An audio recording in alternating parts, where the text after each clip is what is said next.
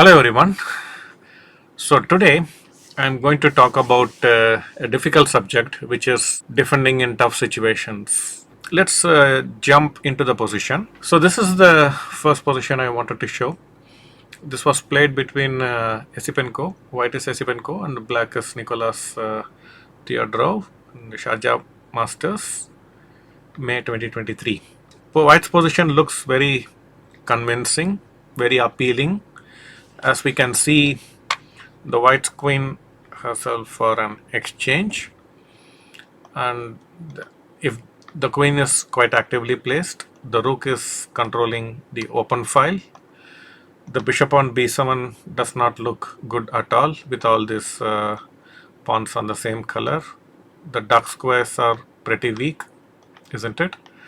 The dark squares are pretty weak, and there is a possibility that in the near future the bishop is going to occupy a fantastic diagonal and putting some pressure, and he has some potential entry points on the d file on d6, d7, d8, all these squares. So the position looks quite critical for black, and in the game black did not manage to find a proper way to neutralize white's initiative and advantage, positional advantage.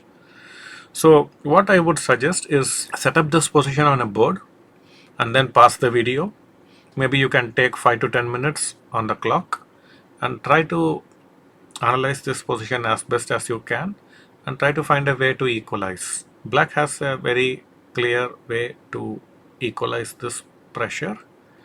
Try to pause the video and think and find the solution.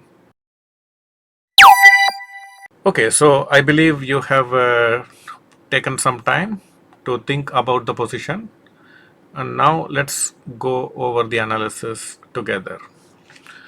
Now in the game, what happened, he played h5.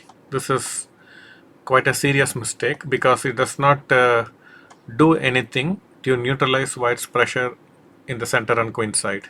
So it's just making a pass kind of move, gaining some space on the king side, which is kind of irrelevant to the position. White calmly improved his bishop position. Now you can see the bishop is active, the rook and queen were already active. Now all the white pieces are active and white is very close to winning. So black continues with his play.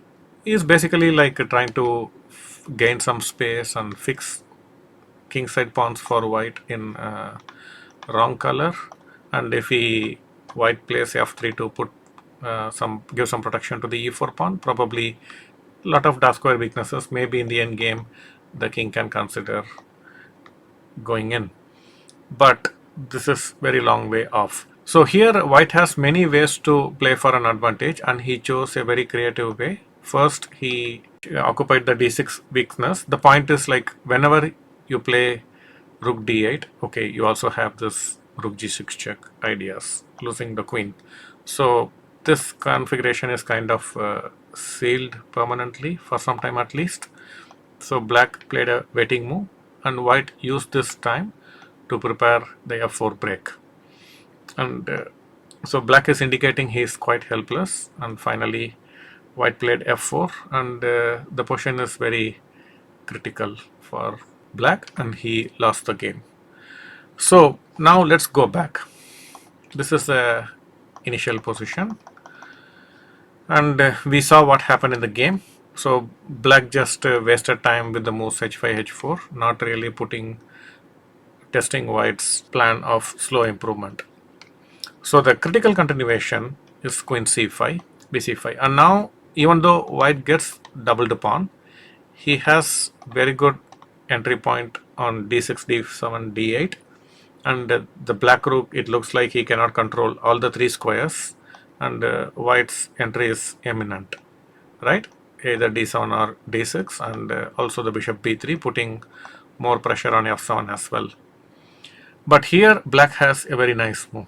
Now let's look at some of the alternatives which my students have suggested at this point. One was king f6. The idea is when rook d6, rook e6 exchange happens, he can capture back with the king.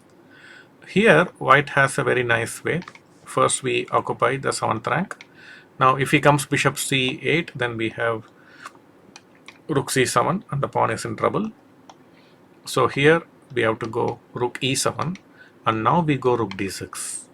Okay, the point is if you directly go rook d6, then he has the option to come king e7, followed by he can either play f6 and rook d8, or he can go rook c8, rook c7, get the bishop out.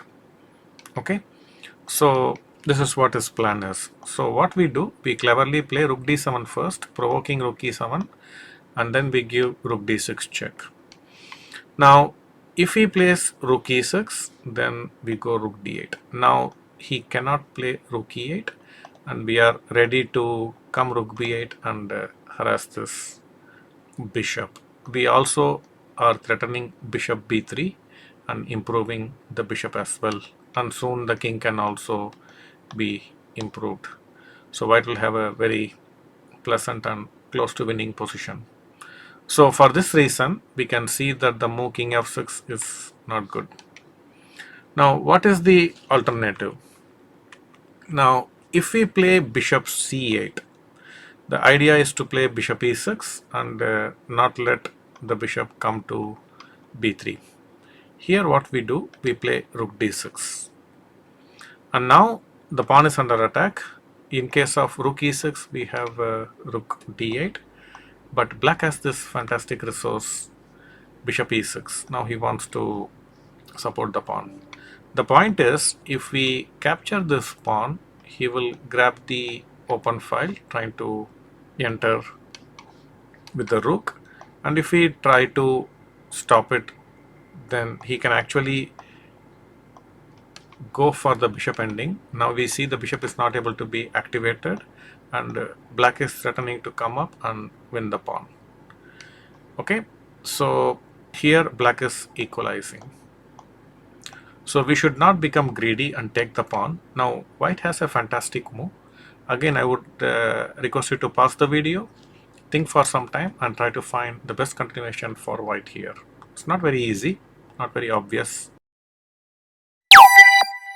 Yes, the move is bishop d1. Now this is an amazing move. And what is the point? Now we can consider coming for this exchange so that the rook will get entry point on the 7th rank.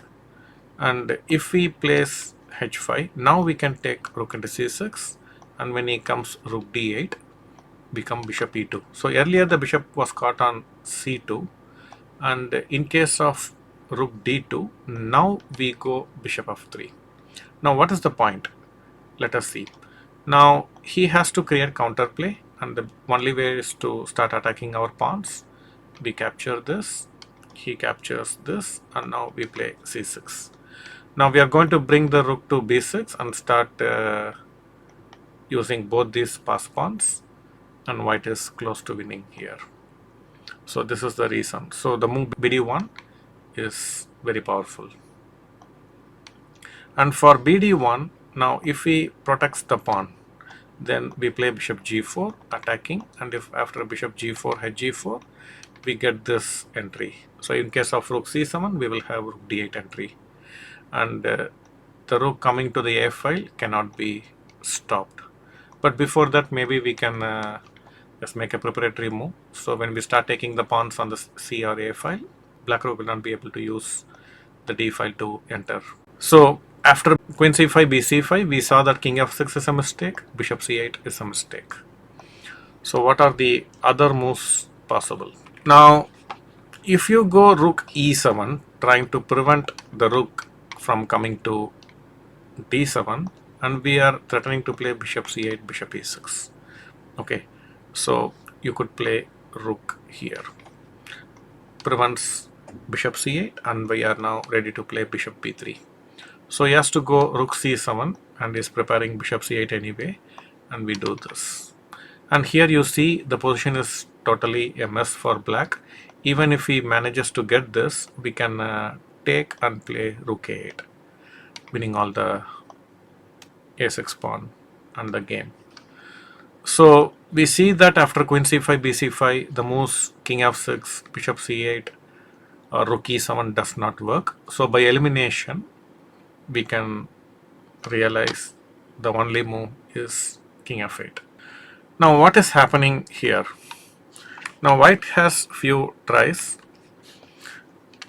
so he has two entry points or bring the bishop, right? So he can either put the rook on d7 or d6 or put bishop b3. Let's see one by one. If he goes rook d6 to come here, then we challenge. And the whole point is wherever he goes, we are able to challenge. So to get this rook e8, we need the king on f8, not the king on f6. Okay, so directly trying to enter with rook d6 does not help, and the same applies to rook d7 as well. We just keep challenging the rook wherever he comes on these three ranks. Otherwise we will just bring the, if we go back, he will bring the king in and control all these entry points, and he will be ready for bishop c8, bishop e6 simplification. So it is very important we try to do something other than entering on the d file. So how about bishop b3? Now we are going to play rook d6 and he cannot play rook e6. So he has to use this time to bring the bishop. Now instead, if we play king e7, then after rook d6, black is in trouble, because in case of bishop c8, we lose the pawn. In case of rook d8, we lose the f7 pawn after the rook exchange. So bishop c8 is important. And now when we go rook d6, now it looks like black is losing, and probably some of us saw this variation and rejected this whole idea, but black has a fantastic move, bishop e6. Now in case of bishop e6, rook e6, again we are on time to save our pawns, and wherever he goes we are going to follow the rook. So this exchange is not going to help, and if we go back, then he is on time to put rook c8 and the king comes close and black equalizes. Okay, so we see that the correct continuation is to change and bring king f8 followed by bishop c8, bishop e6. This idea black is able to equalize. Now usually what happens, once we have seen the solution, it all looks very easy, but when we are put in the position and we are asked to find the moves ourselves, it's not so easy. So don't underestimate the value of trying to find the solution yourself, because that's the only way we can learn these qualities. So from this example, I wanted to emphasize the ability to find defensive resources in difficult situations. This is a very important skill, and this is something that can be trained, and we can get better at this with proper training. And we will see more examples in future episodes.